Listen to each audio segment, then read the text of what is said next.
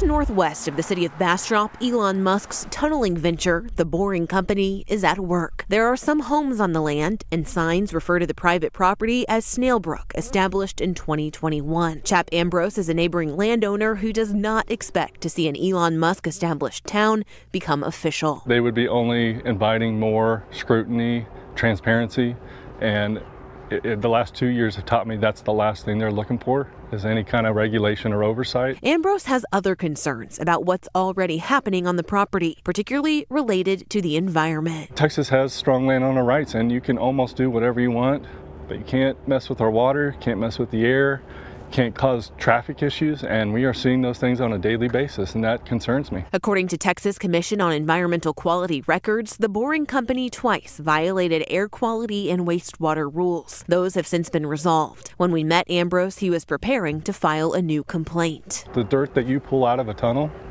there are government regulations on what you have to do with that, because there's oil, there's grease, there's products in there. There are families down there drinking well water from the same well, from the same aquifer groundwater that I'm pulling from too. And I hope they're concerned, or they're not looking as close as I am maybe. CBS Austin reached out to the Boring Company about Musk potentially establishing a new town. We also asked how they're addressing environmental concerns related to air and water expressed by nearby residents. We haven't heard back. I want this to be a positive thing. I'm not anti-Musk, I'm not anti-growth, I'm not anti-tunneling. But I'm anti-breaking the law, and I'm anti-corporations who think they can tell our officials that the rules don't apply to them. We're not going to accept that in my neighborhood. They are ready to get moving, and we know that the new construction is going to be for new facilities, including a dye shop, a cell test lab, and a property called Cell 1. It's still uncertain what all is entailed in those facilities, but we do know that they will add to the capacity of Tesla here in Austin. And I think ultimately 2023, I think, is a huge area of opportunity. Gigantic growth coming to Tesla's Gigafactory. Documents filed with the Texas Department of Licensing and Regulation show plans for new construction. Tech analyst Dan Ives says these plans make sense for Musk. And I think you're seeing more brain power, more factory build-outs happening in Austin. That's really where Musk is ultimately doubling down here. And I think that's what you're seeing. 2022 was a rocky year for Tesla, in part because of controversies surrounding CEO Elon Musk and the Gigafactory. Allegations of wage theft and labor violations came to light in November when the Workers' Defense Project held a press conference calling for a full investigation. Some workers did not receive any pay for a week's worth of work. The Workers' Defense Project notified the OSHA Austin office and the Department of Labor. Do you think that could have an impact on this future expansion? I think there's always going to be noise when it comes to Musk and Tesla. We've seen it globally, and Austin's no different. But I don't think that that's really some of the issues they've had going to impact the global build-out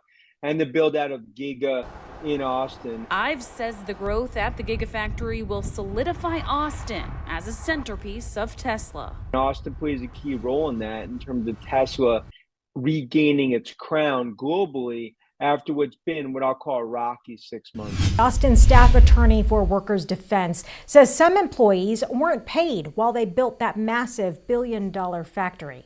CBS Austin's Jessica Taylor breaks down what we know. Some workers did not receive any pay for a week's worth of work. Hefty allegations rocking the Tesla Gigafactory. Workers' Defense Project, an organization that fights for low-income immigrant construction industry workers in Texas, says workers have filed their cases with the U.S. Department of Labor, stemming from violations at the Austin-based factory. We are now hearing from workers who are reporting the exact violations we suspected might happen is what happened. And those include allegations of wage theft and fraudulent OSHA certificates as well. The Gigafactory held its grand opening event in April with over 15,000 people in attendance, celebrated for its benefits, like creating thousands of jobs and economic growth. Now, claims are emerging alleging the opposite, of workers not receiving their proper overtime rate or holiday work payments or safety training during its construction. We're suspecting there are potentially hundreds more based on reports from workers. Texas leaders like Congressman-elect Greg Casar and Austin City Council member Vanessa Fuentes are calling for full investigations. The Workers' Defense Communications Director Juan Benitez says this is also a criticism of the Texas construction industry as a whole. A lack of basic protections for workers. There is no workers' compensation. The names of the contractors and subcontractors accused have not been released. CBS Austin reached out to Tesla for comment, but has not heard back.